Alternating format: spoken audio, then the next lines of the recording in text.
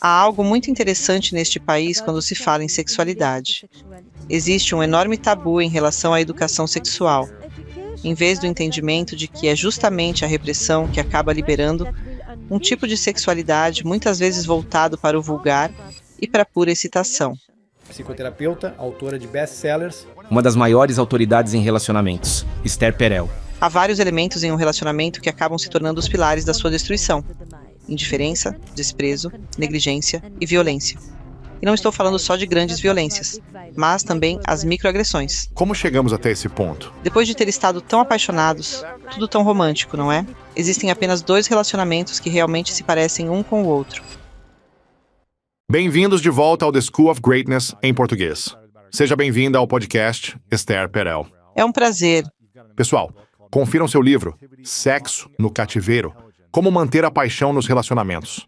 Nós vamos deixar o link dele no final das notas do episódio também. Eu tinha ouvido falar de você antes do Summit Series. Lembro de ouvir sobre esse livro e sobre quem você era, mas eu nunca tinha me aprofundado no seu trabalho até o Summit Series acontecer, que é uma conferência voltada basicamente para inspirar empreendedores e pessoas que querem dominar o seu próprio setor. Costumo dizer que é uma mistura de TED, Davos e Burning Man. Sim, exatamente. Esse tipo de público. E você ia falar em um restaurante bem pequeno dentro daquele navio de cruzeiro, e eu lembro de ter ido até lá e a fila do lado de fora estava tão grande que a gente nem conseguiu entrar. Lembro de ver aquilo e pensar, tomara que ela fale de novo. E aí você acabou falando mais umas 4 vezes. Então eu cheguei bem mais cedo para uma das poucas sessões depois daquilo e levou quase 1 hora para você conseguir começar, porque tinha milhares de pessoas do lado de fora tentando entrar nessa única palestra. E aí eu pensei, ok, tem alguma coisa aqui, nessa conversa sobre relacionamentos, sexo, desejo, amor, intimidade, essa inteligência erótica, como você chama, tem algo aqui com o qual a nossa sociedade hoje está lutando, especialmente entre empreendedores muito focados e apaixonados, que estão sempre correndo atrás da próxima grande ideia, do próximo objeto brilhante. Então, fico muito feliz que você tenha conseguido vir aqui ao estúdio em Los Angeles. Muito obrigado por estar aqui. Imagina. E a primeira pergunta que eu queria fazer, antes de entrarmos em todas essas questões sobre relacionamentos, é: quem foi a pessoa mais influente para você na infância? E o que exatamente nessa pessoa te marcou? Nossa, o mais importante? Eu nunca tenho uma única pessoa para esse tipo de pergunta. Talvez alguém que foi realmente influente. E qual lição que essa pessoa te ensinou? Tá bem. Vou começar pela pessoa mais próxima. Eu diria que foi meu pai. Porque meu pai era analfabeto. Certo. Meu pai e minha mãe, na verdade os dois, vieram para a Bélgica por acaso, depois de passarem 4 e 5 anos, respectivamente, em campos de concentração na Polônia. Os dois eram os únicos sobreviventes de toda a família. Eles chegaram sem absolutamente nada. Foram refugiados ilegais por 5 anos antes mesmo de se tornarem legalizados. E meu pai sempre dizia: não importa o quão brilhantes sejam ou quanto dinheiro tenham, o que mais importa é o quão decentes elas são. E quando você está em um campo de concentração, você vê quais são os limites da humanidade de uma pessoa e até onde ela pode ir em termos de humanidade e decência. E por algum motivo, isso sempre ficou comigo como um lembrete para não me impressionar com as aparências e com o jeito que tudo parece por fora. E ele também dizia: um amigo é aquela pessoa que está disposta a fazer pelos outros tanto quanto faria por si mesma. Esse é o seu amigo. E é por esse critério que você deve avaliar as pessoas. E ele nunca tinha lido um livro. Ele praticamente não sabia ler nem escrever. Falava 5 línguas, ainda que mal. E mesmo assim, era um ser humano extraordinário.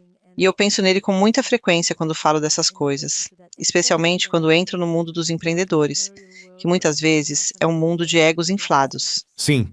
E qual você diria que foi o seu maior medo ao crescer? Você tinha algum grande medo, alguma insegurança que tenha sido um desafio para você? Sim, eu cresci na parte flamenga da Bélgica. E por um lado, eu não tinha nada a temer no plano externo, mas acho que a história dos meus pais era de tal forma que eu sempre vivi com a sensação de que tudo pode desaparecer de um minuto para o outro. Eu não tinha a sensação de que aquilo que a gente tem veio para ficar. Nunca pensei em termos de permanência. Eu acabei nascendo na Bélgica meio que por um acaso do nosso destino. Eu não pertenço de verdade a nenhum lugar, e por muito tempo isso me fez sentir completamente desenraizada. Hoje, acho que isso acabou se tornando também um recurso para mim na vida. Mas, naquela época, vinha muito essa sensação de que você não pode contar que algo esteja lá amanhã, só porque está lá hoje. Certo? Sim. Essa sensação de fragilidade e de impermanência. E aquele pavor. Não era medo, era pavor. Ainda sente esse pavor hoje? Sim, Sério? ainda tenho. Não é um pavor visível, mas eu tenho uma ansiedade difusa, que nem sempre consigo ligar a coisas específicas.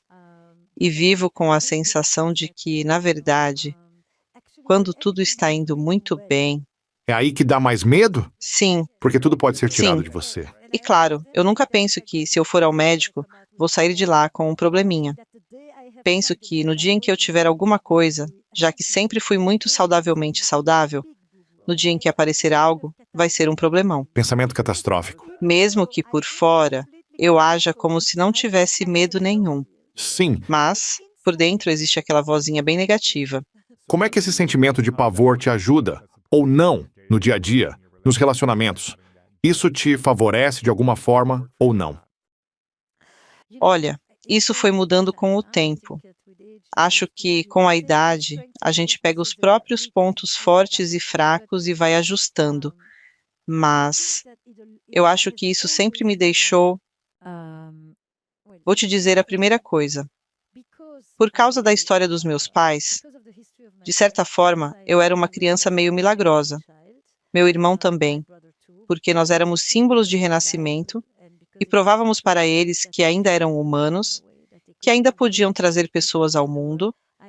Eu sempre tive muito claro que minha vida não seria pequena. Claro. Minha vida tinha que ser grande. Não só sucesso e dinheiro. Para mim significa ter uma vida com sentido, rica, cheia de camadas. Então, não necessariamente ser conhecida ou famosa, mas sentir que por dentro, Estar realizada, se sentir plena, viva. inteira, viva, Sim. não morta. Tem um motivo para eu escrever sobre erotismo, né? Sempre tive essa sensação de que eu não ia levar uma vida medíocre. Eu não me contento com o mais ou menos. Não precisa ser o melhor do mundo, mas tem que ser o que é certo para mim, naquele momento. Pode ser o lugar especial, o amigo certo para estar junto, Claro. ou a atitude certa Sim. em relação a alguém ou alguma causa. Essa sensação de que minha vida tem que ser grande. Gosto disso. Isso me acompanha desde que eu era bem jovem. Então me conta por que você escreveu esse livro e por que entrou nesse tema de forma mais ampla. O que te fez começar a pensar sobre isso? Engraçado porque isso foi quase um acaso. Eu nunca tinha escrito sobre sexualidade até uns 10, 12 anos atrás. Eu escrevia muito sobre relacionamentos. Há uns 30 anos eu trabalho como terapeuta de casais e especialista em relacionamentos. Também atendo empresas, famílias e casais, sempre olhando para os relacionamentos contemporâneos e para como as mudanças culturais afetam esses vínculos. Migração, educação, tecnologia, individualismo, sociedade de consumo, como tudo isso, da transição do comunismo para a democracia até grandes transformações culturais, interfere nos relacionamentos. É isso que eu venho estudando o tempo todo. Sexo era quase um tema lateral. E aí eu estava procurando um novo foco e acabei me inspirando basicamente no escândalo do Clinton.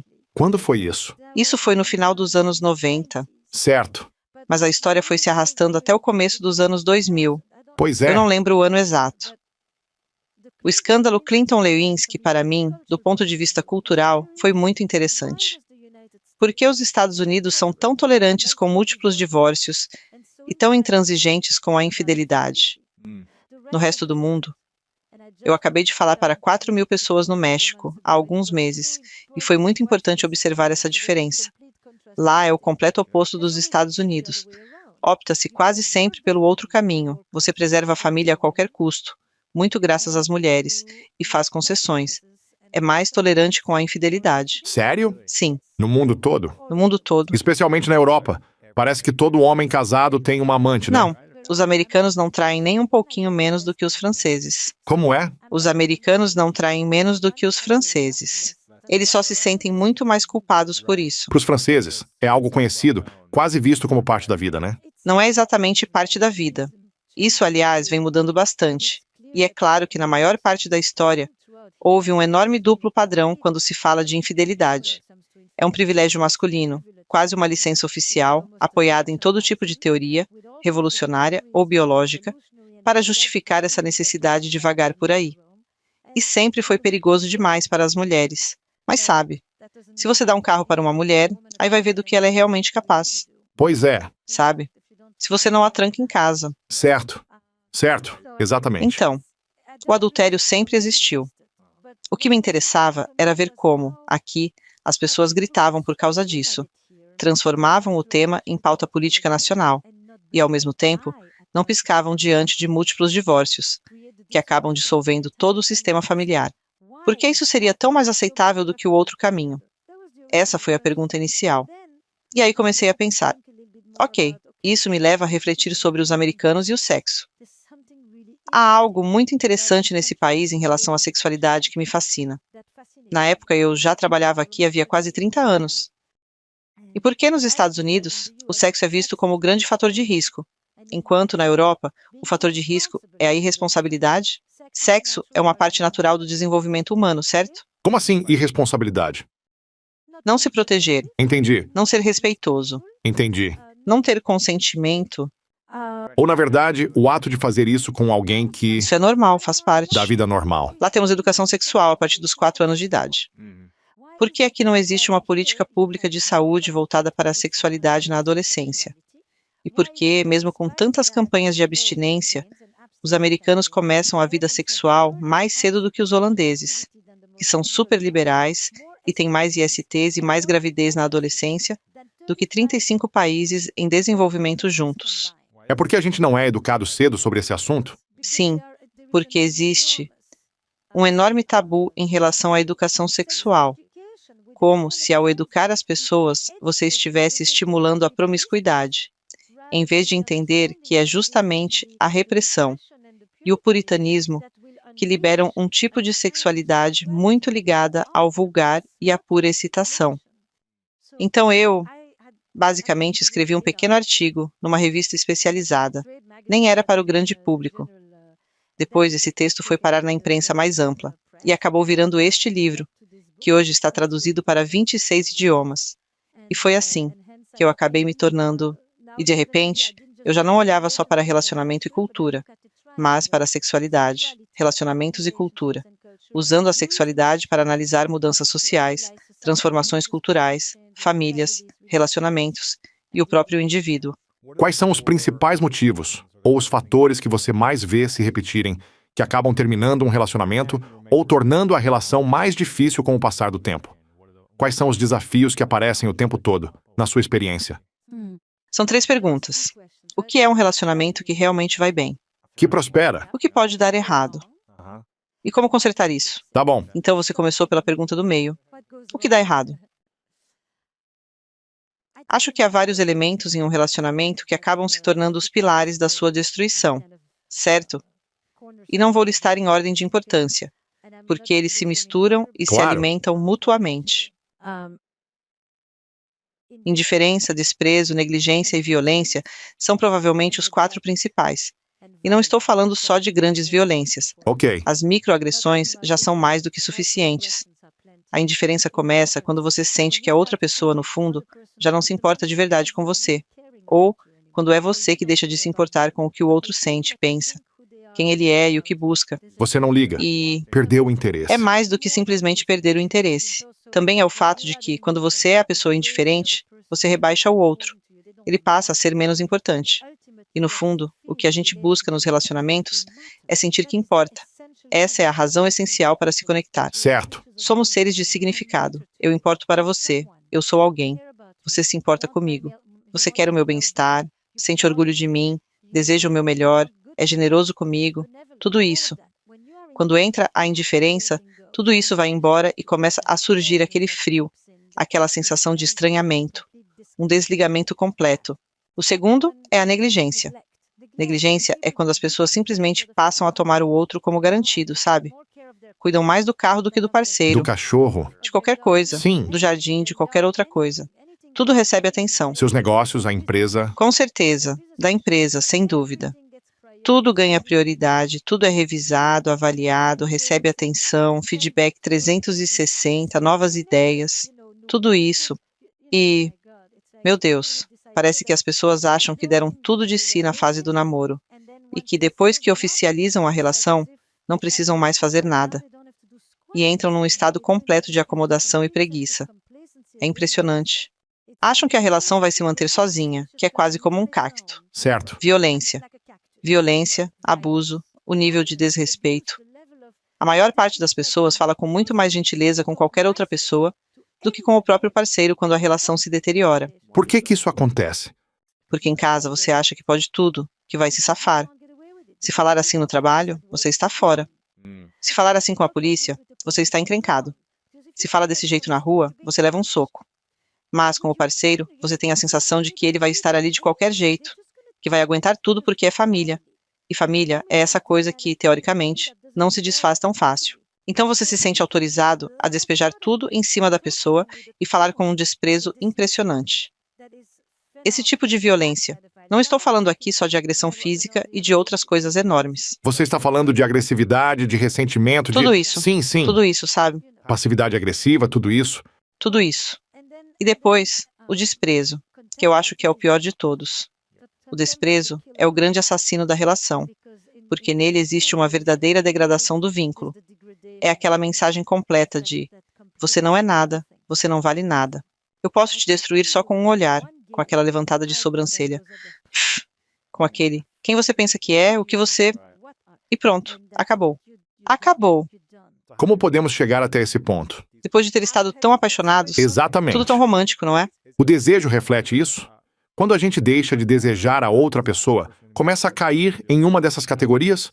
Ou o desejo não entra tanto nessa equação? Veja, só existem dois tipos de relacionamento que realmente se parecem entre si.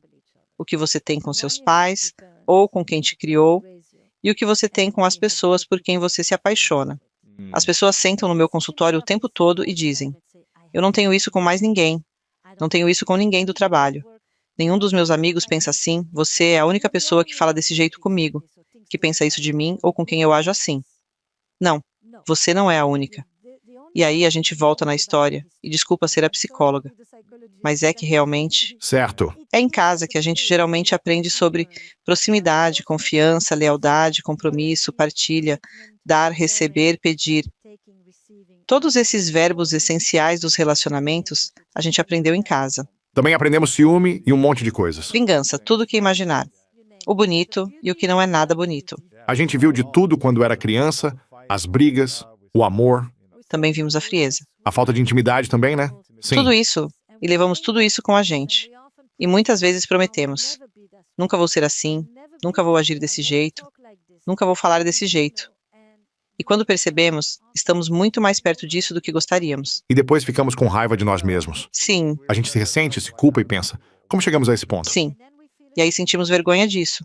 E como não gostamos de sentir vergonha, a gente esconde. E um dos jeitos de esconder é colocar a culpa no parceiro. Existem outros jeitos. Somos muito criativos quando o assunto é não assumir a culpa. Exato. Exatamente. Nossa, ok. E onde é que o sexo entra em tudo isso? Junto com o desejo. Então, uma das coisas mais fascinantes para mim quando eu olho para a sexualidade é que ela provavelmente é uma das dimensões do relacionamento que mais mudou em pouquíssimo tempo. Durante quase toda a história, e ainda em boa parte do mundo, sexo é para a procriação, é dever conjugal da mulher. Ninguém se preocupa muito se ela gosta, como se sente ou se realmente quer. E os homens têm o privilégio de buscar sexo fora de casa. Verdade. Em pouquíssimo tempo, estamos falando de uns 60 anos, surge a contracepção, que pela primeira vez liberta as mulheres, separando o sexo da reprodução, da mortalidade, da morte na gestação e no parto, de todo esse pacote, e pela primeira vez, a sexualidade deixa de ser só biologia e obrigação, e passa a ser parte da nossa identidade e do nosso estilo de vida. Há 60 anos. Em 60 anos, o movimento de mulheres que enfrenta os abusos de poder. O movimento gay, que introduz a ideia de identidade ligada à sexualidade. A noção de que sexo é conexão e prazer. Pela primeira vez, passamos a transar antes do casamento. Antes, muitas vezes, era o contrário. A gente casava para só então ter a primeira relação sexual. Hoje, a gente casa e para de fazer sexo com outras pessoas, certo? Sim, sim. Antes, monogamia significava uma pessoa para a vida toda. Agora é uma pessoa por vez, e as pessoas saem por aí dizendo: sou monogâmico em todos os meus relacionamentos. E isso faz todo sentido para elas. Tudo isso em pouquíssimo tempo. E ainda tem o fato de que eu escolho você para casar ou morar junto.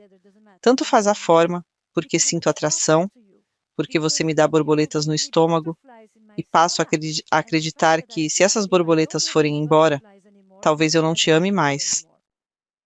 E ainda o fato de que, nos relacionamentos de longo prazo, a sexualidade passa a se basear quase só no desejo.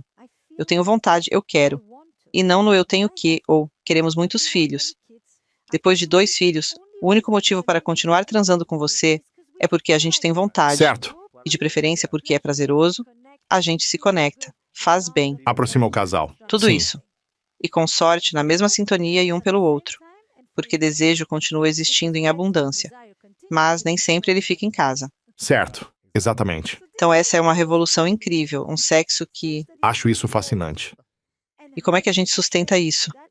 Foi por isso que eu fiquei fascinada pela natureza do desejo erótico e por como sustentar o desejo, porque é a primeira vez na história que a humanidade faz esse grande experimento de querer sexo, no longo prazo, com uma única pessoa, de um jeito divertido, conectado, íntimo, lúdico, enquanto a gente vive o dobro do tempo. Vai entender. Exato. Você vai ficar 60 anos com essa pessoa, ou seja lá quanto for. É inacreditável, mas é um ideal lindo. Então, como é que a gente navega isso? Se vamos escolher um parceiro e ficar com ele até, enfim, os 2 irem embora, como lidar com o desafio de manter o desejo vivo o tempo todo? Acho que a primeira... Tanto homens Sim. quanto mulheres. Porque a mulher provavelmente vê outros homens interessados nela. E, enfim, o contrário também acontece. Olha, a gente sabe que as mulheres se entediam com a monogamia muito antes do que os homens. Uau! Isso é um fato Sim. mesmo ou é... Isso vem de pesquisa. O desejo masculino, em relacionamentos longos, tende a cair aos poucos. O homem, na verdade, consegue se manter interessado por mais tempo, talvez porque esteja mais focado na experiência em si e tenha uma parceira ali disponível, enquanto o desejo da mulher cai bem mais depois do casamento. Sério? Uau! E isso sempre foi traduzido como: é porque mulheres ligam menos para sexo, em vez de: é porque elas se interessam menos pelo sexo que está disponível dentro das relações estáveis, que muitas vezes não é estimulante o suficiente para elas. E isso muitas vezes tem a ver com o fato de que a história, o personagem, o enredo não são sedutores. O romance, que é um ingrediente essencial para despertar o desejo feminino, costuma desaparecer nos relacionamentos de longo prazo. É aquele jeito de se olhar no fim do dia e perguntar: quer dar uma namorada? Quer transar? Tá afim hoje à noite? Isso, para a maioria das mulheres, está longe de ser algo excitante. Não. E tem ainda a ideia de que as preliminares começam no fim do orgasmo anterior, e não 5 minutos antes do ato em si, que para ela nem é o ato principal, porque o verdadeiro ato é tudo o que acontece em volta. Então, na verdade, é um jogo. Sim, sim. É criar um jogo de verdade. É sedução, Sim. é enredo, é aproximação, é provocação. Mistério. Nos animais, se parece com aquele movimento de: eu chego até você sem ir demais, eu chego só um pouquinho, para você também poder vir um pouco na minha direção. E aí eu não entro de uma vez. Eu até recuo um pouco também. Você já reparou nos animais? Eles fazem esse tipo de movimento, esse ir e voltar, que é um ingrediente lúdico essencial da sedução e excitação. Então o desejo das mulheres despenca. Mas a gente interpreta como se elas se interessassem menos por sexo, em vez de entender que provavelmente se interessam pelas mesmas coisas que muitos homens. Só que as mulheres sempre souberam escolher, acima do que as excita, aquilo que traz estabilidade e segurança para a vida delas. Segurança, estabilidade, família. Certo. Alguém que proteja, que esteja presente, né? O que as pessoas querem hoje é um único parceiro que nos dê tudo o que envolve estabilidade e segurança, e ao mesmo tempo, tudo o que envolve leveza, brincadeira e mistério. Quero me sentir aconchegada com você e, ao mesmo tempo, sentir um certo risco. Quero que me surpreenda e que seja familiar, que me dê continuidade e também novidade. Parece fácil, né? E não é um conjunto de lingeries da Victoria's Secret que vai resolver essa equação. Sim. Então a pergunta passa a ser: o que é desejo? Desejo é se apropriar da própria vontade. Se você pergunta algo do tipo: minha libido cai quando X, ou ela cai por tal coisa, e não, você me desanima quando. O que muita gente responde é algo como: minha libido cai quando fico preso em e-mails, quando passo tempo demais no celular, quando como demais, quando paro de me exercitar, quando tenho dias ruins no trabalho, quando perco a confiança, quando me anestesio, quando me sinto sem energia, quando deixo de me sentir vivo. E se você pergunta, o que ou quando desperta meu desejo? Eu desperto meu desejo. Não, você me excita quando... Ou, o que me excita é, como se o outro fosse responsável pela minha vontade. Exato, exato. As pessoas começam a dizer, quando estou na natureza, quando estou conectada com meus amigos, quando consigo praticar meu esporte, quando toco música, quando ouço música, ou seja, coisas que me dão prazer, que são vivas, vibrantes, vitais, eróticas no sentido amplo da palavra, como força de vida. Certo. E é desse lugar que as pessoas conseguem continuar interessadas em fazer sexo com alguém, no longo prazo. Não porque sentiram uma coceirinha de 2 segundos, não. Sim, sim, sim. Eu me sinto bem comigo mesmo. O maior afrodisíaco é a confiança. Confiança. Se você pergunta, em que momento você se sente mais atraído pelo seu parceiro? Quase todas as descrições têm a ver com quando ele está no elemento dele. Quando está no palco, quando está praticando o esporte, quando está radiante no estúdio, ao piano, montado no cavalo, seja lá o que for. É quando ele está no próprio elemento, ou seja, não precisa que eu cuide dele. Não estão deprimidos para baixo, Não estão desleixados, carentes. tristes. Não precisam de mim para tudo, porque desejo tem a ver com querer você. O amor também envolve precisar de você. Cuidar do outro é uma experiência muito poderosa no amor, mas também é um antiafrodisíaco muito potente. Então, como viver amor e desejo ao mesmo tempo? Você calibra isso. Então, às vezes, você está mais para um lado. É como quando você anda e precisa passar o peso de um pé para o outro. Equilíbrio. Não é ficar parado de um lado só. Equilíbrio é ter a capacidade de perceber. Agora não precisamos de cuidado. Podemos ser levados, podemos brincar, podemos quebrar nossas próprias regras, podemos ficar em casa e não ir trabalhar às 8 em ponto. Certo. E aí entramos em uma zona mais lúdica. Agora sentimos que estamos trazendo nossas pequenas transgressões para dentro de casa. Estamos vivos. Não estamos só sendo corretos, responsáveis, bons cidadãos. Certo. E são coisas muito pequenas. Sim. Eu sempre penso nisso quando vejo pessoas almoçando fora. Estão bem vestidas, conversando, ligadas, cheias de energia. E eu fico pensando, quem aqui está com o parceiro? Porque você vê que estão engajados, dando o melhor de si. E isso é erótico. Mas a maioria não está ali com o parceiro, está com amigos, colegas, e o parceiro vai receber só as sobras quando essa pessoa chegar em casa à noite. Sinto muito, mas é isso. Esquece um pouco o encontro noturno. Encontrem-se para almoçar quando vocês realmente têm energia, sabe? No meio do dia, quando estão despertos e têm algo para oferecer um ao outro. É um detalhe muito pequeno, mas as pessoas não fazem. Por que não? Por que você não fica 1 hora a mais em casa de manhã, e não só quando está com dor de cabeça? E simplesmente diz, isso é importante para mim. No fim das contas, sexo em relacionamento comprometido é sexo premeditado. Ele não vai simplesmente acontecer, porque o que tinha que acontecer espontaneamente já aconteceu, então você vai criar a ocasião porque diz, nós importamos, vamos fazer isso.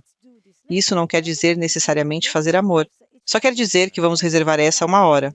E nesse tempo, nada mais importa além de estarmos juntos, para nos reconectarmos. E aí vemos o que acontece a partir daí. Esse é o espaço erótico em que o sexo pode acontecer, e provavelmente vai. Não precisa acontecer, mas dali ele tem muito mais chance de surgir. Só que as pessoas não fazem isso. Elas fazem só a parte da responsabilidade, que é o amor, o compromisso, o cuidado, A segurança. os fardos, o que é seguro. E depois ainda dizem, tô entediado. Eu também estaria. Não tem mistério, não tem risco, né? Exatamente. Não tem risco. Essa é a palavra. Se você quer desejo, precisa de risco. E o risco aqui é emocional. Não é fazer coisas perigosas na cama. É um risco afetivo. É eu trazer algo diferente para você, de um jeito diferente daquele em que eu normalmente me apresento. Sim, claro. Entenda. Como eu posso fazer isso? O que eu posso fazer hoje que seja diferente do que venho fazendo até agora? Como posso fazer algo que, na minha visão, realmente melhore a nossa relação? Algo bom para nós, essa terceira entidade que é o casal, e não só algo que eu quero ou que você quer individualmente. E você observa. Quantas vezes não entra simplesmente no caminho batido, naquele do jeito que a gente já sabe que funciona? Um sexo que apenas funciona, para a maioria das pessoas, não é interessante o suficiente. Certo. Porque, no fundo, o que quer dizer exatamente que funciona? E as pessoas que estão ouvindo e pensando, nossa, isso parece trabalho demais. Ter que todo dia mudar, fazer algo diferente, único. Não é todo dia, não é todo dia, não é todo dia. Mas o que você pode fazer todo dia é só um check-in rápido com você mesmo. Tem algo que eu deveria perceber? Tem algo pelo qual eu possa agradecer? Dá para deixar um bilhetinho? Tem algum jeitinho de eu aparecer um pouco mais presente? Claro. São coisas pequenas, bem pequenas. Então é o seguinte: existe o trabalho e existe o trabalho criativo. Quando eu falo disso, estou falando daquele nível criativo que te eleva, que te dá alguma coisa em troca, em que você se sente maior, engajado, acordado, em vez dessa outra postura aqui, que é confortável, é ótima, mas nela nada acontece. Claro. Assim, este outro jeito é de alerta. A palavra essencial aqui é curiosidade. Quando você está curioso, você se inclina para frente, fica aberto para os mistérios da vida. Já essa postura é tipo, por favor, não me venham com mais nada. Não quero estímulo nenhum, já deu por hoje. E é exatamente assim que a maioria das pessoas fica em casa. Então, quando as pessoas dizem, é esforço demais, eu basicamente respondo, olha, se eu falasse isso aplicado ao seu negócio, você diria que é esforço demais? Certo. Ou você diria, que ótimo conselho, isso vale uma consultoria caríssima. Exatamente. Porque, convenhamos, você não acredita nem por um minuto que a sua empresa iria prosperar se você deixasse ela largada desse jeito. Jamais. Na empresa você tem recompensas, tem incentivos, Bônus. Sim. mas na vida íntima não existe sistema de incentivo. Então as pessoas simplesmente pensam, para que me esforçar? Certo. E essa é a diferença. Quem tem bons relacionamentos é quem criou o próprio sistema interno de incentivos. Quais são alguns desses sistemas de incentivo que você viu ao longo do tempo que são eficazes para relacionamentos de longo prazo? Eu diria que a primeira coisa é quase a primeira que nossos pais ensinam. Por favor e obrigado. Você não faz ideia de quantas pessoas param de agradecer o parceiro. Obrigado por fazer isso por mim. Obrigado por pegar as camisas, esse tipo de coisa. Fazer se sentir valorizado. Sim, reconhecimento faz uma enorme diferença. Sim. Gratidão, reconhecimento da presença do outro na sua vida, em vez de apenas, você fez tal coisa, lembrou de ligar, você pegou, faz aquilo. Metade do tempo é só cobrança. Expectativas. Sim, e expectativa muitas vezes é ressentimento em construção. Junto com a expectativa, vem o medo de que não vai acontecer do jeito que você quer. Então comece agradecendo a pessoa, antes de mais nada, porque isso também te lembra que nada lhe é garantido. Ninguém te deve nada, você não é assim tão especial, é perfeitamente substituível, Certo. ainda mais com a taxa de divórcio que a gente tem hoje. Qual é essa taxa hoje? 50 no primeiro e 65 no segundo. 65 no segundo casamento? Uau. Não é nada bom, Sim. sabe? Custa caro, faz mal para a saúde, atrapalha o trabalho, enfim, não é bom em nenhum sentido. Aí você pode até dizer, talvez as pessoas nem devessem casar, mas pouco importa se é casamento no papel ou não. A questão é que... Mas dá para fazer melhor, dá para fazer muito melhor no geral. Eu realmente acho que a qualidade da nossa vida depende da qualidade dos nossos relacionamentos. Ninguém vai ficar dizendo, nossa, você trabalhou 60, 70, 80, 90 horas por semana. Não. O que vão dizer é, ele estava presente quando as pessoas precisavam, estava em cada jogo, estava nas festas. Ele era aquele cara que, quando você estava na presença dele, tinha carisma. Não porque sabia falar para uma multidão enorme, mas porque, quando eu estava com ele, eu me sentia especial. É um tipo diferente de carisma. Sim. Então entra aí reconhecimento, gratidão, o simples obrigado. Pequenas atitudes em que você sai um pouco do seu caminho, em vez de fazer só o mínimo. Muita gente começa de fazer apenas o básico para não ser criticada. Dê um passo a mais. De vez em quando, faça algo pela outra pessoa só porque aquilo é importante para ela. Mesmo que para você, tanto faça. Certo. Em vez de ficar no, isso não é importante para mim, eu não preciso disso, eu não me importo com isso. Deem muito espaço individual um para o outro. Nem tudo precisa ser compartilhado. As pessoas têm paixões, interesses, amigos diferentes, e elas precisam que esses espaços separados existam. A admiração, para mim, é enorme, porque ela também envolve enxergar de verdade o quanto o outro é diferente de você. Não tente transformar seu parceiro em uma pessoa que supra absolutamente tudo na sua vida. Essa pessoa simplesmente não existe. Busque várias fontes de conexão, de intimidade, de amizade, para ter um grupo de apoio à sua volta. Não jogue em cima de uma única pessoa a obrigação de estar ao seu lado em tudo, principalmente quando você estiver no fundo do poço. Antes tínhamos uma aldeia inteira de pessoas para isso. E agora esperamos que uma só pessoa seja a aldeia. Sim, sim, sim. Sim, Uma pessoa para fazer o papel da aldeia inteira. Esse é o modelo. E aí ficamos chateados quando ela não dá conta dessa missão. E é aí que vem o discurso. Não dá para conversar com você, você não me apoia, você não se empolga comigo, você não... Me desculpe, mas vá atrás de outras pessoas também. não consigo ser Entende? tudo para você. Não tem como. Exato. Não. Podemos falar um pouco sobre o que era o casamento lá no começo? Quando surgiu? Se você conhece a história do casamento, como ele foi evoluindo, onde está hoje e como a gente enxerga essa instituição na sociedade. Então, não vou voltar milhões de anos porque a história é longa. Certo. E lá atrás éramos muito mais poligâmicos, muito mais próximos do que hoje chamamos de poliamor e tudo isso. Mas o modelo do qual a gente vem é basicamente o seguinte: casamento era um empreendimento econômico, um arranjo comercial. Os homens dependiam da fidelidade das mulheres por causa da herança e da linhagem, para saber de fato quem eram seus filhos e quem ia ficar com as vacas quando eles morressem. Em que período foi isso? Isso foi assim mais ou menos até... E, aliás, ainda é assim em boa parte do mundo. Eu diria que, para mudarmos, estamos falando de uns 50, 60 anos para cá, no máximo. Certo. Nossa! É isso. As pessoas não escolhiam com quem iam casar. Não era assim. Uau! As pessoas não escolhiam com quem iam casar. Casamento arranjado ainda é a norma em muitas partes do mundo. E com certeza, você não se casava porque tinha se apaixonado. Casava com alguém que parecia uma boa pessoa para formar família.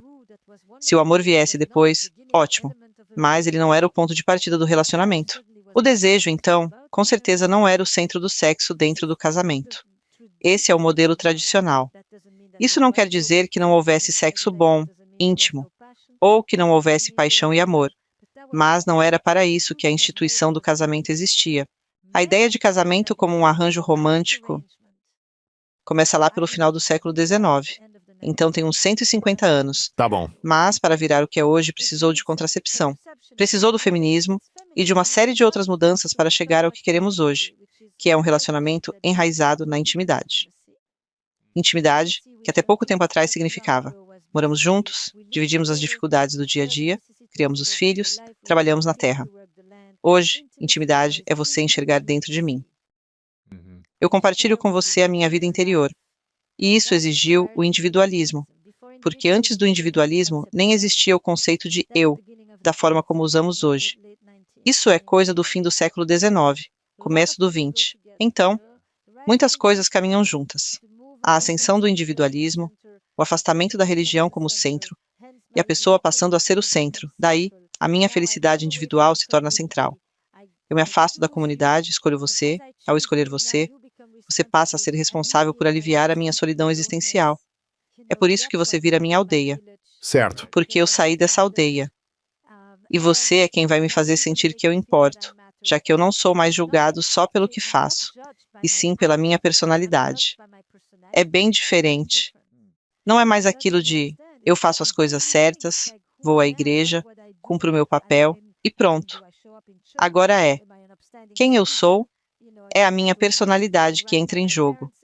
É uma coisa totalmente nova. Certo. Então, confiança, afeto, intimidade e desejo se tornam os 4 pilares dos relacionamentos modernos.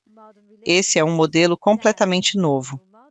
Antes, durante boa parte da história, na verdade, era no adultério que as pessoas iam buscar o verdadeiro amor. Porque o casamento era... Era arranjado. Sim. E agora que colocamos o amor dentro do casamento, o adultério é que passa a destruí-lo. Então, o que fizemos? Colocamos amor no casamento, trouxemos o sexo para dentro do amor e passamos a ligar felicidade, a satisfação relacional, emocional e sexual. E também passamos a querer um casamento apaixonado, o que, durante a maior parte da história, era praticamente uma contradição em termos. A paixão sempre existiu, mas em outro lugar. No extraconjugal ou em qualquer outro lugar. Sim, onde quer que fosse, em Uau. qualquer lugar. Como é que a gente dá conta de tudo isso? Na verdade, acho isso empolgante, Ok. de verdade, porque ninguém, no fundo, quer voltar atrás. De jeito nenhum. Ninguém quer voltar para aquele lugar em que você fica preso. É isso e pronto. Tem uma chance só na vida. A única vantagem é que você morre mais cedo. Certo, exatamente. Entende? Hoje você realmente tem a oportunidade de fazer de novo, de tentar uma história diferente, de ser uma pessoa diferente, de ser um parceiro melhor e, já que estamos falando disso, um pai ou uma mãe melhor. Certo. E acho que isso é algo que nunca tivemos. A chance de reescrever essa história. Antes a gente tinha um emprego para a vida toda e um relacionamento para a vida toda. Nós só não precisávamos decidir 5 vezes. O que eu quero fazer da minha vida? Certo, exatamente. Mas hoje ganhamos uma oportunidade única. Posso ter mais de uma carreira ou mais de um trabalho, mais de uma identidade neste mundo. Posso ter uma família completamente nova. Posso viver um novo amor começando aos 40, 50, 60 anos e ter mais 20 anos com alguém, fazendo melhor dessa vez. Acho que esse é um dos maiores presentes que recebemos. Há quanto tempo você é casada? 30 e poucos anos. 30 e poucos anos, ok. E como é que o seu trabalho... 2 filhos. 2 filhos. E como é que o seu trabalho e essa conversa constante que você tem sobre esse tema apoia ou atrapalha o seu relacionamento com o seu marido? Então, alguns anos atrás eu fiz um comentário que acabou virando uma frase de uma das minhas TED Talks. Na época eu disse que a maioria das pessoas hoje vai ter 2 ou 3 relacionamentos ao longo da vida adulta. Casamentos ou relacionamentos? Relações estáveis. Sim. Eu poderia dizer casamentos. Mas na Europa muita gente nem casa no papel. Então prefiro falar em relações comprometidas. A maioria de nós vai ter 2 ou 3 relações desse tipo ao longo da vida, por conta de divórcio, morte, várias coisas. Alguns de nós vão viver isso tudo com a mesma pessoa. Eu já tive provavelmente 3 casamentos, com o mesmo homem. Uau. Não porque a gente tenha se divorciado nem nada, mas porque, em 30 anos, tivemos que nos redefinir, Claro. nos reestruturar. Tudo aquilo que você faz em empresas, Certo. sabe? Mudar a nossa marca. O que funcionou antes talvez não funcione para os próximos anos. Sim. O que funcionava quando éramos só nós 2 não é o mesmo que funciona quando somos 4. O que funciona quando estamos na casa dos 20 não é o mesmo aos 50. O que serve para um tipo de carreira não é o mesmo quando a nossa vida profissional muda. Entende? Sim. E eu acho que os mesmos princípios que você aplica hoje nas empresas, flexibilidade, fluidez, capacidade de se reinventar, de se redefinir, de conciliar tradição e inovação, são exatamente o que precisa entrar em todo amor moderno. É disso que se trata viver a 2. Quem consegue fazer isso, faz junto com a mesma pessoa. Quem não consegue, faz trocando de parceiro. Então, qual seria o relacionamento ideal daqui para frente ao longo da nossa vida? É isso. Sim. É vocês se sentarem de tempos em tempos e perguntarem: como é que a gente está? Quais são os pontos fortes entre nós? Eu realmente acho que as pessoas deveriam ter diferentes cerimônias de compromisso durante o casamento sério. É mesmo? Sim. Acho que a cada poucos anos ou a cada ano, elas deveriam ter uma pequena cúpula. Ou deveriam ter uma pequena, como querem chamar. Elas poderiam ter uma cerimônia, reavaliando onde estamos, verificando como estamos indo. O que tem sido bom e o que poderíamos fazer melhor. Estamos fazendo o melhor pelos nossos filhos? Estamos, de fato, atendendo algumas das nossas necessidades importantes neste momento? O que mudou para nós? Acabamos de ficar doentes. Acabamos de perder um dos pais. Acabamos de perder um filho. O que está mudando na nossa vida? E encarar isso de frente, porque o problema dos casais hoje é que a maioria dos grandes temas só é discutida quando estoura uma crise, e não quando as coisas ainda estão bem. Quando está tudo calmo Quando está tudo e calmo. se sentem bem? Claro, quando as coisas vão bem, a gente tem menos incentivo para mudar, mas quando vão mal, temos muito menos criatividade para mudar. Vale para empresas e vale para casais. Uau. Por isso eu acho que retiros para casais são algo muito especial, porque, na prática, os casais costumam ser unidades isoladas, não conversam com ninguém. Às vezes as mulheres conversam com outras mulheres, mas os homens não falam com ninguém. E quando vários casais se reúnem em grupo, isso é muito poderoso. É muito tranquilizador perceber o que está acontecendo na casa do vizinho, que você sempre imagina que é tão diferente da sua. E é muito forte ouvir o seu parceiro de um jeito que você nunca consegue ouvir em casa, porque alguém acabou de dizer a mesma coisa, só com outras palavras ou com um pouco mais de distância. de um modo que você não reage na defensiva imediatamente. Acho que esse tipo de conversa entre casais, do mesmo jeito que você junta empreendedores num mastermind para falar dos negócios e da empresa, Finalmente cai a ficha em você, sabe? E aí você Sim. consegue agir a partir daquilo. sim, acho que se a gente conseguisse realmente trazer os empreendedores e os parceiros deles para o mesmo espaço, seria algo incrível. Eu faço muito isso com organizações e vejo o efeito toda vez. Não é preciso separar os parceiros do resto do grupo. Não, é ter todo mundo na mesma sala. Fazer um aquário em que os empreendedores falam sobre como é a vida deles e outro aquário do outro lado, com o círculo mais próximo, em que os parceiros contam como é viver com um empreendedor e cada lado escuta o outro. Essas têm sido algumas das conversas mais ricas que já tive nesse universo. Uau, ok. E qual é a sua visão sobre divórcio? Você falou que mais de 50% se divorciam no primeiro casamento e mais de 65% no segundo. Você acha que as pessoas não deveriam passar pelo divórcio ou que às vezes é algo pelo qual a pessoa precisa passar? Ou você vê isso mais como falta de esforço, de compromisso, como se elas não tivessem tentado o suficiente para crescer individualmente e enxergar o que há de bom no parceiro? Eu começaria por outro lugar, eu diria. É uma pergunta ruim? Não, de forma nenhuma. Mas eu responderia de outro jeito. Acho que a primeira coisa que precisa acontecer em relação ao divórcio é tirar dele a ideia automática de fracasso. Enquanto a gente continuar preso ao modelo de casamento é para a vida toda, até que a morte nos separe, quando na prática, para a maioria dos casais hoje é até o amor acabar, vamos seguir tratando o divórcio como derrota pessoal. É aí que a gente se separa, né? Sim. Quando o amor morre, sim. Exato. E aí concluímos que foi um fracasso. Mas, para mim, um relacionamento que dura 15, 20, 25 anos não é um fracasso. sucesso É enorme. muito tempo. É um belo sucesso. Talvez esse casal tenha feito algumas coisas muito mal e outras muito bem. Acho que muita gente que se divorcia não tem a oportunidade de realmente valorizar quantas coisas boas existiram naquela relação, nem de fazer o que eu gosto de chamar, pegando emprestado da Gwyneth Paltrow, de separação consciente, que é, Catherine Woodward Thomas. Conhece ela? sim, Sim, e é um adeus diferente. sim. É algo do tipo: isto é pelo que eu realmente sou grato pelo que vivemos juntos. Isto é o que eu levo comigo da nossa história. Isto é o que eu desejo para você daqui para frente. E é assim que eu espero que nossos filhos se lembrem de nós. Essa é uma forma de partir completamente diferente. E, quando você se separa assim, a continuidade das relações futuras também é outra, em vez de sair carregando amargura, vitimização, ressentimento e tudo mais. Por isso eu acho que, para muita gente, algo termina, sabe?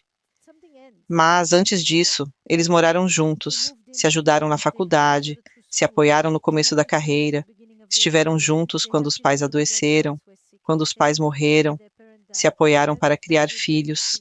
Isso é boa parte do que o casamento é. Em muitos casos, foram casamentos bons no geral. E sim, pode ser que outras coisas tenham entrado no meio, que eles não tenham sido sempre gentis um com o outro, que tenham se magoado, se abandonado, até se traído. Muita coisa difícil pode ter acontecido, mas tudo que foi construído some sob a camada do negativo. E aí fica parecendo que o casamento não deu certo, que foi um fracasso. Por quê? Só porque acabou? Só seria um sucesso se os dois se encontrarem na funerária? Então você acha que precisamos redefinir isso, olhar para o casamento de outro jeito? Sim. Eu acho que o casamento precisa ser desvinculado da ideia de Até que a morte nos Sim. separe. achar que o divórcio é a prova de que o casamento fracassou é uma conclusão equivocada.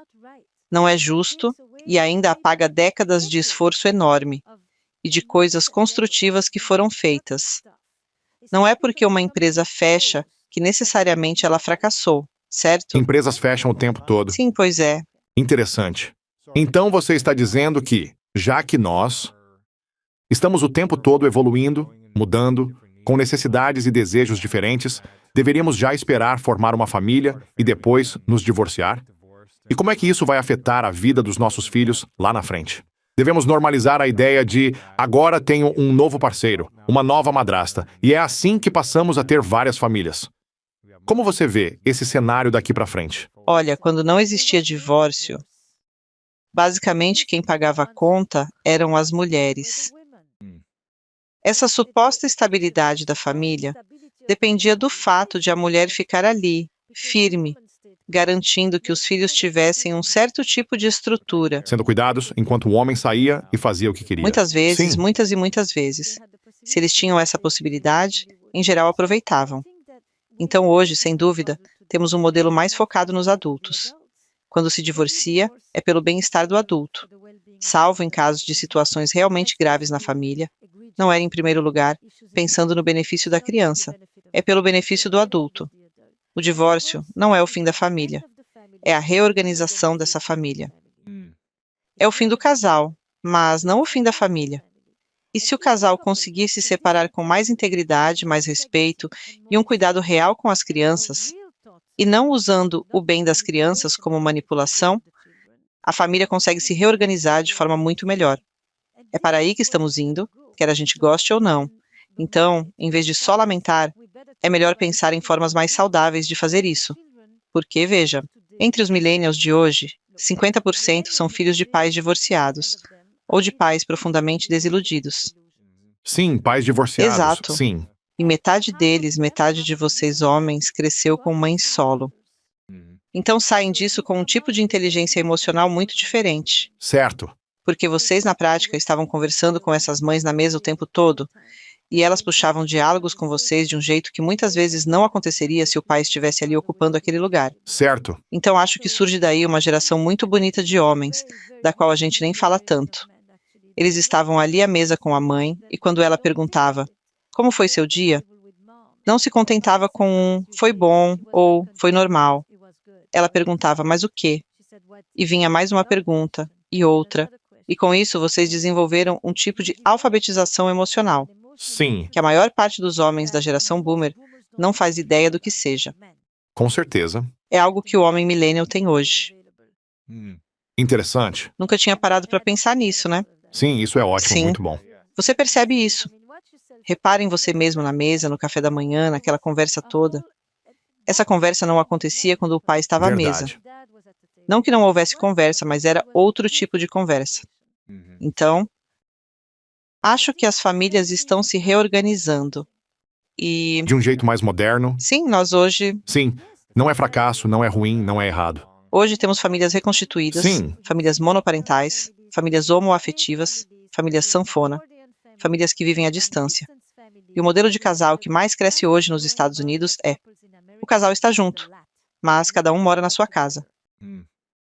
Esse é o modelo que mais cresce, e ele é típico dos boomers, das pessoas com mais de 55 anos. Uau. Ou seja, estão em um relacionamento, mas não moram com o parceiro, Interessante. Por quê? porque muitas vezes cada um já tem sua própria família, sua própria casa, porque um ainda está trabalhando e o outro já está se preparando para desacelerar e diminuir o ritmo. Há vários motivos para preferirem manter os benefícios da conexão e do relacionamento, Mas com seu próprio espaço. preservando esse espaço próprio, Interessante. ou porque querem ficar mais perto dos filhos ou netos, enquanto o outro tem netos morando em outro lugar. Estamos falando de milhões e milhões de pessoas. Claro que nesse modelo surge a pergunta: o que acontece quando esse casal envelhece? Você mantém o mesmo nível de compromisso com alguém que está envelhecendo e adoecendo, se nunca morou com essa pessoa e preservou tanto da sua própria vida? Afinal, se eu te conheço aos 50, eu já tenho uma vida inteira construída e não estou disposta a abrir mão dela. Sim, Estou disposta a estar com você criar uma relação, certo? mas não quero abrir mão. Eu tenho um mundo inteiro que é só meu, entende? Sim, sim. Esse é o modelo LAT. E nós ainda não sabemos que impacto esse modelo vai ter na saúde pública. Sim. Sabemos que os homens envelhecem melhor quando tem alguém ao lado. Sozinhos, eles não cuidam tão bem de si mesmos. Sim, claro. Pensando nos relacionamentos daqui pra frente, dá para esperar que a monogamia continue sendo algo que a gente consiga viver? Ou, com essa lógica do sempre existe algo melhor, e com tanta opção disponível como nunca, redes sociais, aplicativos de encontro, distrações o tempo todo, isso tende a ficar cada vez mais difícil? Sim, hoje você nem precisa mais sair de casa. Exatamente. Você praticamente consegue trair o parceiro deitado ao lado dele na cama. Mas, na prática, nós já vivemos uma espécie de não monogamia em série. A maioria de nós não chega ao casamento monogâmica de fato. A gente chega ao casamento depois de anos de nomadismo sexual. Então, a própria ideia de monogamia já foi totalmente redefinida. Você me perguntou antes sobre como o casamento mudou, mas durante a maior parte da história, monogamia não tinha nada a ver com amor. A monogamia virou tema de amor com o romantismo. Ela virou a vaca sagrada do ideal romântico, porque monogamia passa a significar: eu sou tudo, eu sou a única, a escolhida, sou única. E se você se interessa por outra pessoa, isso passa a significar que eu não sou suficiente. Antes, monogamia era basicamente uma ferramenta para garantir herança e filhos. Entende? Então, Como deveríamos lidar daqui para frente com esse conceito de monogamia? se há 70 anos eu tivesse falado com você sobre sexo antes do casamento, numa época em que a virgindade era pré-requisito, você teria me olhado como se eu estivesse tocando num grande tabu, numa coisa impossível. Hoje, sexo pré-marital no Ocidente é algo diante do qual ninguém nem pisca. Seria impensável, certo? Se eu tivesse dito que passaríamos de famílias com 8, 10 filhos para famílias de filho único, você também teria achado impensável. Se eu tivesse afirmado que iríamos conceber tantas crianças por reprodução assistida, isso também pareceria impensável. Então hoje, quando falamos em relacionamentos abertos, em relações não monogâmicas, em não monogamia periódica ou em relações poliamorosas, muita gente reage dizendo: isso não funciona, é impossível. Mas o fato é que a monogamia é a nova fronteira. Você pode tê-la por meio de sucessivos divórcios negociados. Ou do jeito que a maioria sempre fez, proclama monogamia e vive um adultério clandestino. Ou ainda, por um modelo de transparência em que se vive uma não monogamia consensual. É isso, são essas as opções. Na sua visão, o que tende a funcionar melhor? Vai acabar existindo um pouco de tudo. Há pessoas que realmente precisam de relações estáveis, comprometidas, monogâmicas. Elas não querem portas abertas. E há outras para as quais portas abertas provavelmente deveriam ser o modelo desde o início. É assim que elas são. É essa a curiosidade delas. É desse jeito que vivem a vida. E isso não significa que sejam menos comprometidas ou amem menos. É porque a sexualidade delas se organiza de um certo jeito e combina com um certo arranjo relacional. E tudo isso vai continuar sendo redefinido ao longo do tempo. Essa será a próxima fronteira. Mas se você olhar só pelo prisma do casamento formal, as pessoas vão dizer: ok, vamos ver o que acontece depois que casamos. Quando, na verdade, é preciso olhar para tudo o que vem antes do casamento. Um filósofo sueco disse que hoje, a monogamia só existe na realidade concreta. Não existe nas suas memórias e não existe nas suas fantasias. Então, não é que eu esteja defendendo um modelo ou outro. Para começo de conversa, não há nada a advogar. É algo bastante simples. Por definição, hoje temos vários parceiros sexuais antes do casamento, ou mesmo sem casar. Já não somos monogâmicos no sentido tradicional da palavra. O mundo está em constante mudança, e nós realmente não sabemos para onde tudo isso está caminhando. O que sabemos é que as pessoas continuam buscando se conectar. As pessoas querem amar. As pessoas querem alguém que as ame. E como isso vai se desenhar é parte dos mistérios da vida. Mas a necessidade humana fundamental de amor, de conexão, de paixão, de transcendência, essa não muda. O que muda são as expressões, as formas, as instituições por meio das quais vamos buscar essas aspirações humanas fundamentais. É assim que vejo essa evolução acontecendo. Claro, sim. O que achou disso tudo? Poxa, isso é muito confuso, sabe? Você ouve tantas possibilidades diferentes, algumas que funcionam, outras que não. Vê pessoas que se amam passando por separações e divórcios. E aí você vê a dor e o peso emocional que tudo isso causa em algumas pessoas.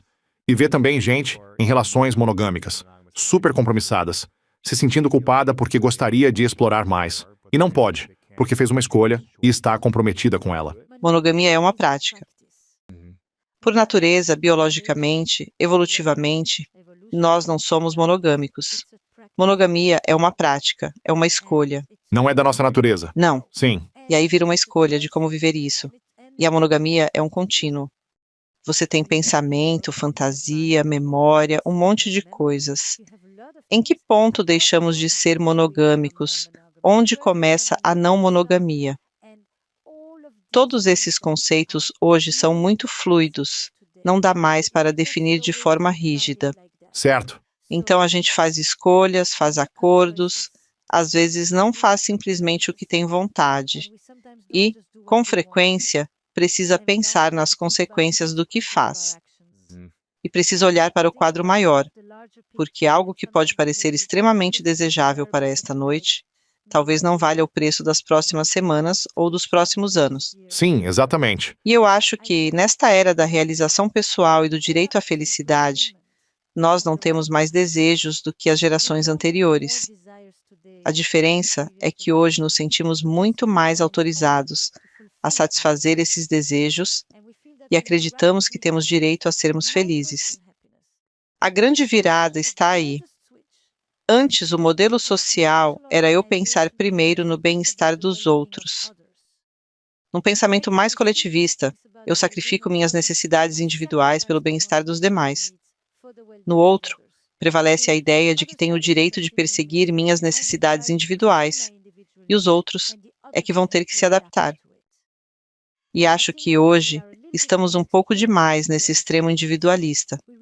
Levamos a nós mesmos muito a sério, e às vezes isso acontece em detrimento de outras pessoas com quem também temos obrigações e compromissos, não só o parceiro ou a parceira, Então, onde deveríamos estar? mas o mundo, Em algum ponto intermediário, você acha? Ou como é isso?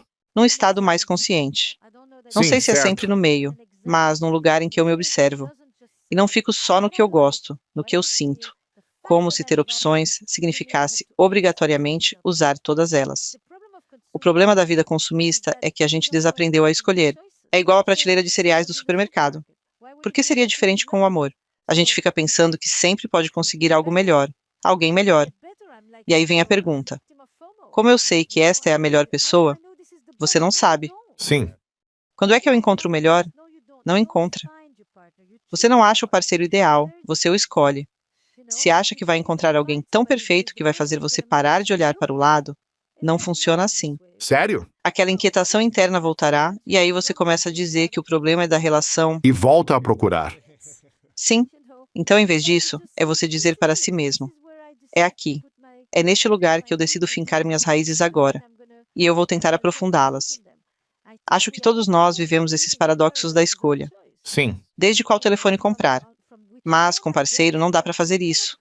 Não dá para ficar fazendo teste beta de pessoa e de relação o tempo inteiro para ver se é bom o bastante ou se dá para achar melhor. Poder, você até pode encontrar outra pessoa. Isso é fato. Eu só não tenho certeza de que vai ser melhor. Existem muitas pessoas por quem você pode se apaixonar, e bem poucas com quem consegue construir uma vida. E essas nem sempre são as mesmas. Tem muita gente com quem você pode viver lindas histórias de amor, Certo. mas não são pessoas com quem você vá, de fato, fazer uma vida. Como saber quando é a pessoa com quem dá para construir uma vida? Acho que aí entram muito mais os valores. Você pode ter histórias de amor maravilhosas com pessoas com quem jamais conseguiria viver sob o mesmo teto. Certo. São pessoas simplesmente diferentes demais de você. Não têm os mesmos valores, não querem as mesmas coisas. Uma quer ter filhos, a outra não. Uma quer rodar o mundo, a outra não. Uma quer focar na carreira, a outra tem outra prioridade. Às vezes vem de classes sociais muito diferentes, com uma Weltanschauung, como se diz em alemão, uma visão de mundo completamente distinta. Mas você pode amar essa pessoa, Sim. pode ter uma história de amor belíssima e ser transformado pela experiência com ela. E ainda assim, saber que não é com ela que vai construir uma casa, um futuro, uma trajetória. Talvez até uma família, se isso fizer sentido para você. Mas, para escolher alguém para isso, você precisa de mais visão compartilhada, missão compartilhada, valores em comum. Coisas que não estão só no campo dos sentimentos, mas também no campo das crenças. É outra camada. Uau. Opiniões sobre dinheiro, sobre independência e espaço próprio em contraste com conexão. Sobre quanto expressar emoções, sobre poder dentro da relação. Essas diferenças também nos atraem para outras pessoas? Que justamente algumas dessas diferenças, mesmo quando não compartilhamos todos os valores ou crenças, são interessantes e acabam aproximando a gente. Ou, na sua visão, isso não é suficiente. Eu acho que aquilo que te atrai no começo muitas vezes vira justamente a fonte de conflito lá na frente.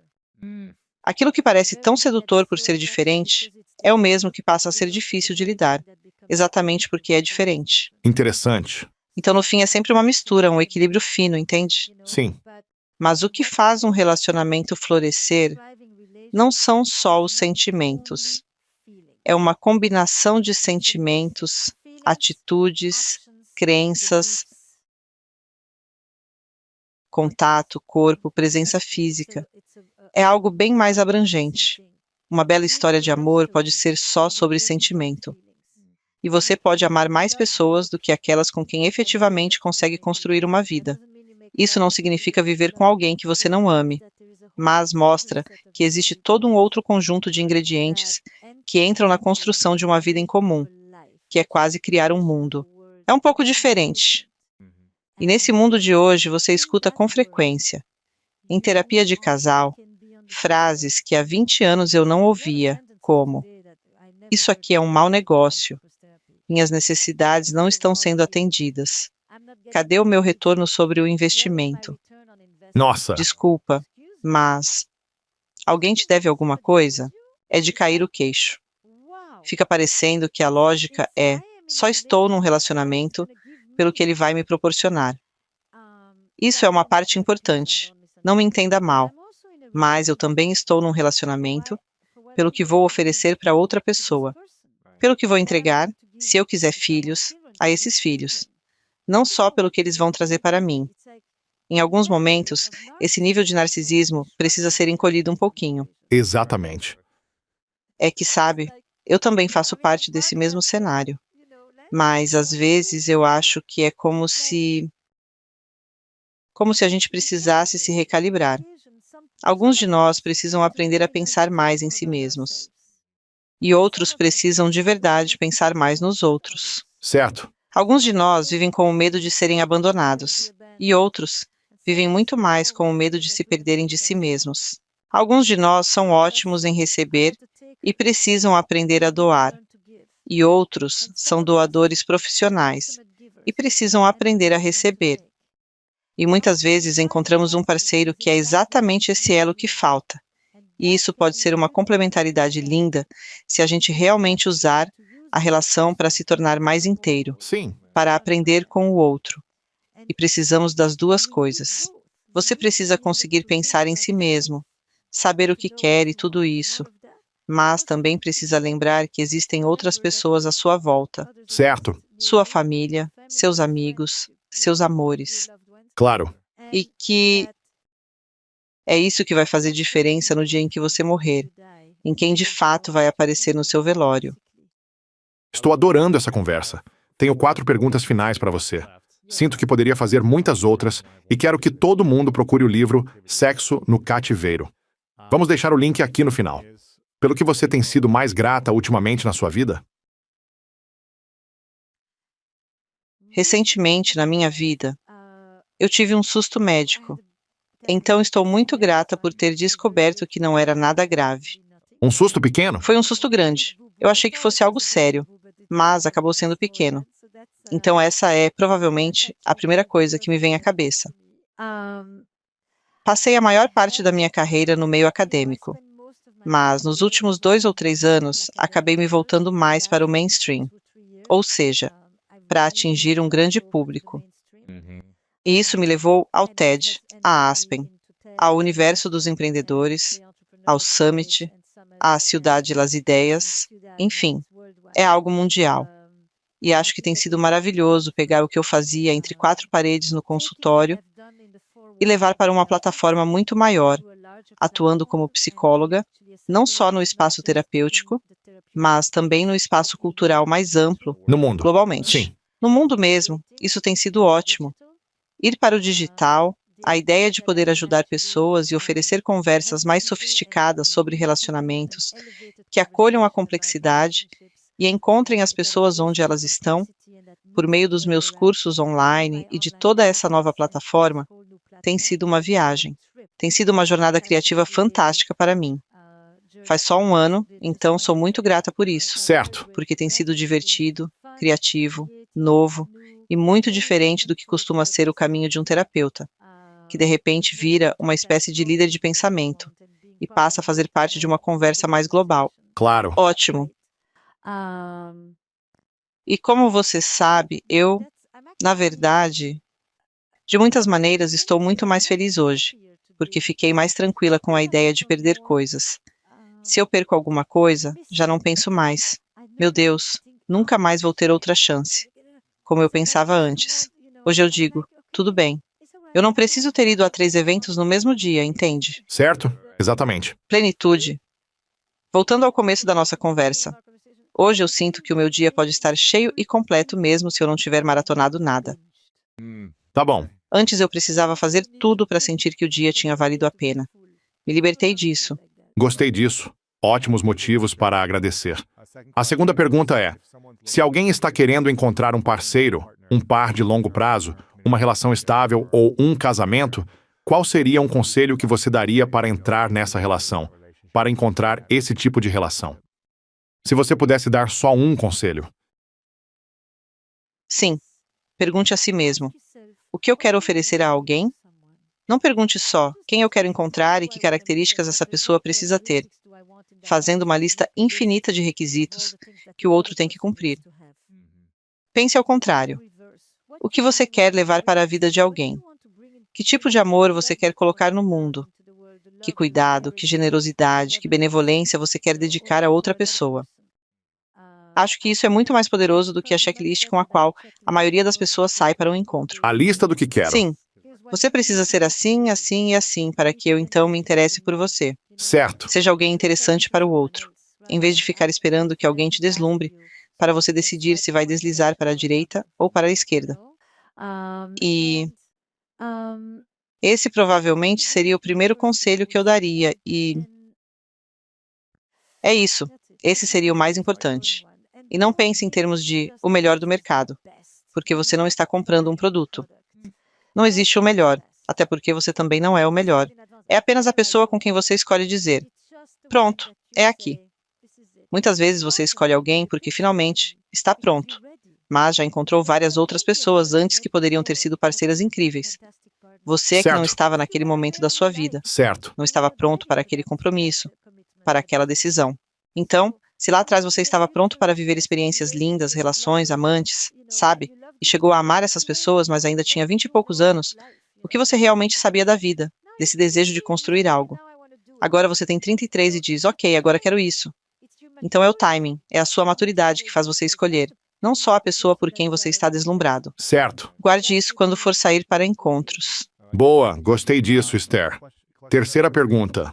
Se você fosse viver o seu último dia aqui na Terra e o seu livro tivesse desaparecido e tudo o que você criou tivesse sumido, por algum motivo, e você estivesse na cama com todas as pessoas que ama à sua volta e elas te dessem um papel dizendo: escreve aqui as 3 coisas que você sabe que são verdadeiras sobre a sua experiência neste mundo, as 3 verdades do que você aprendeu.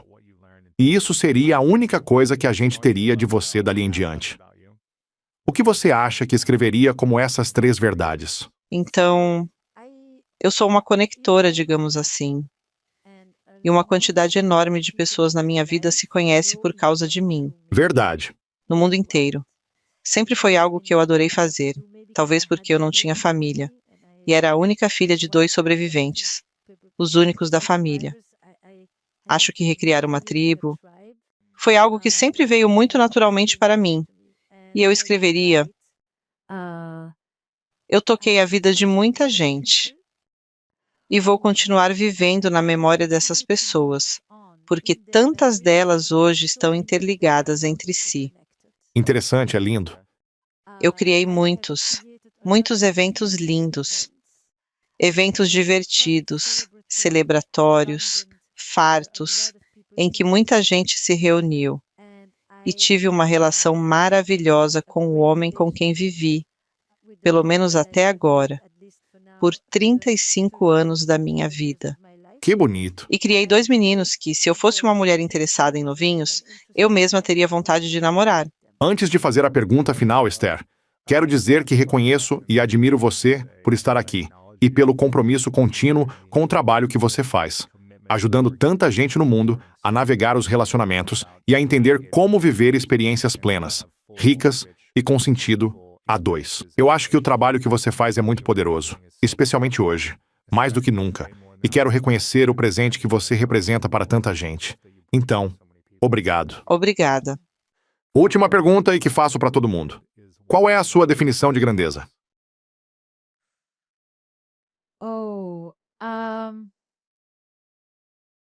Recentemente eu fui a uma empresa e me fizeram exatamente essa pergunta. Eu acho que irreverência é uma parte grande disso. Vão aparecer outras palavras, como integridade, mas quase sempre com irreverência, no sentido de não tomar o que é aceito como se fosse um dado imutável. Não acho que só porque é o jeito como fazemos ou pensamos algo, isso signifique que seja certo ou verdadeiro. Então eu sou uma pessoa que questiona, derrubo vacas sagradas, abro possibilidades, sou bastante pouco julgadora e gosto de jogar uma luz completamente nova sobre temas que as pessoas acham que já ouviram de tudo, para que possam repensar e desafiar a conversa. Tudo isso, essas palavras, apontam para a criatividade. Mas grandeza é isso. É quando você cutuca alguma coisa que, quando você começou, existia de um jeito e, quando termina, se transformou em algo completamente diferente. E eu acho que esse livro, ou os cursos em geral, fazem isso. Eu costumo ir na contramão do óbvio. As pessoas chegam já esperando que eu entregue tudo mastigado. Chegam com uma história pronta. Toda pessoa que chega à terapia, ou toda empresa que me procura para consultoria, traz uma história.